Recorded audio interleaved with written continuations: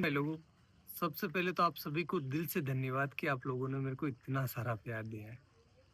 अब आप पूछ सकते हो कि सोनू भाई, आप इतने दिनों से कहाँ थे, क्या कर रहे थे, आपके साथ क्या हुआ, क्या नहीं हुआ।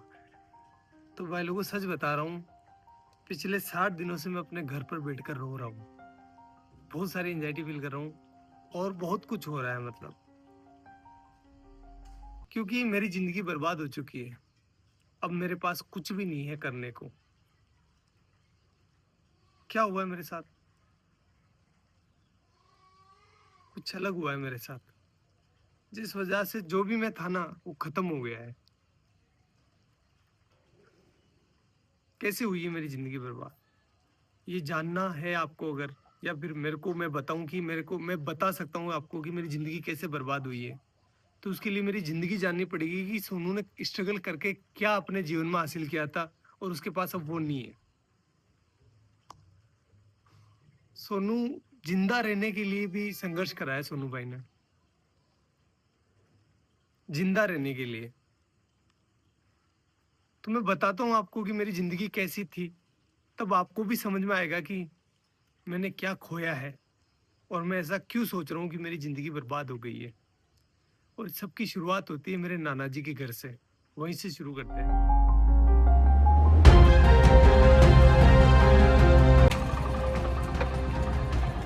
गाइज, ये है मेरे नाना नानी का घर, जहां पर मेरा जन्म हुआ था। चलो अंदर चलकर देखते हैं कौन कौन है।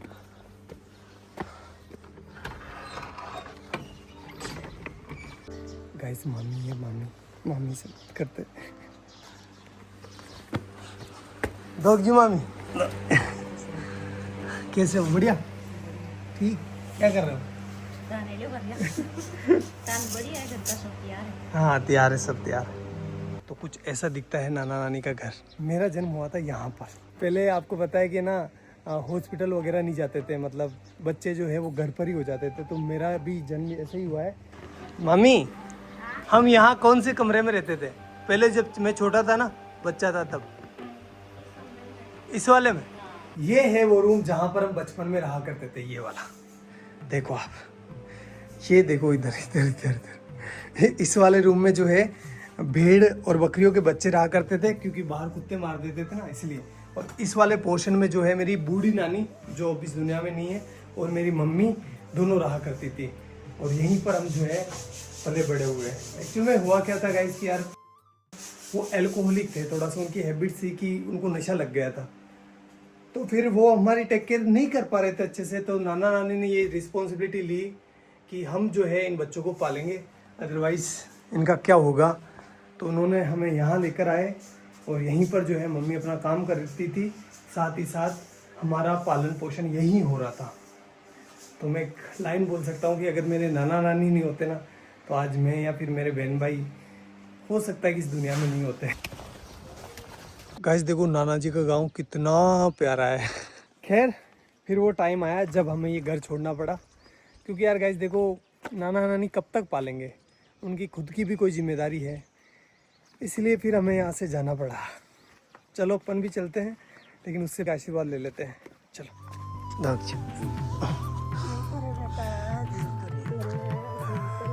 ये मेरी नानी है, आपको बाद में बताऊंगा इनके बारे में भी। और अपने गांव आते ही हमें घरेलू परिस्थितियों के कारण अपने घर नहीं घुसने दिया गया, इसलिए हमने बड़े पापा की कोठी का चुनाव किया। म्याऊ म्याऊ।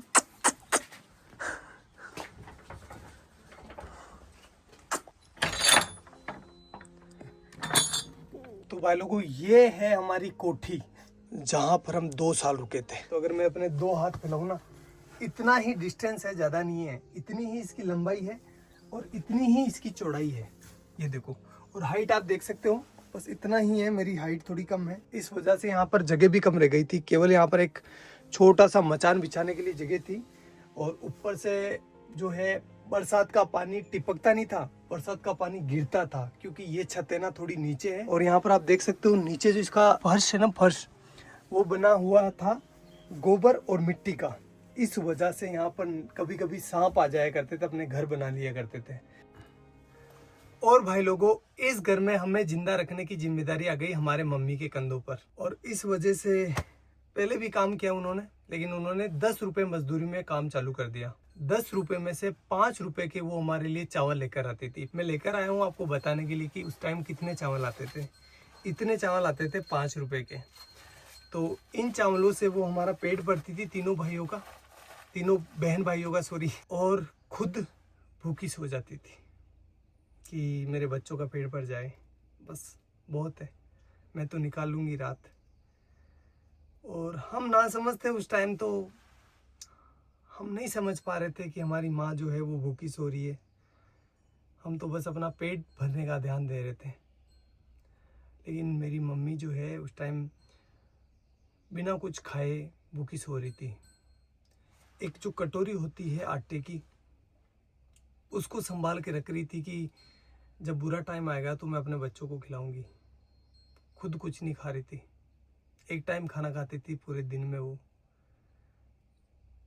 और कंटिन्यूस काम कर रही थी वो।